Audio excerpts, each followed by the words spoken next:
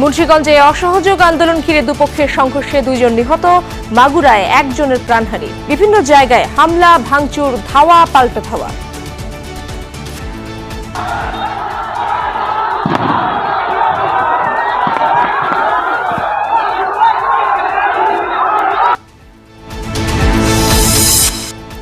রাজধানী science lab এলাকায় সংঘর্ষ, শাহবাগে বিএসএমএম ইউতেলে অ্যাম্বুলেন্স, মোটরসাইকেলে অগ্নিসংযোগ, সিএমএম কোর্টের সামনে পুলিশের গাড়িতে আগুন, সাউন্ড গ্রেনেড। আন্দোলনকারীদের ওপর গুলি না চালানোর রিট হাইকোর্টে খারিজ। পুলিশের গুলি করার প্রয়োজন হলে মানতে হবে আইনি বিধান।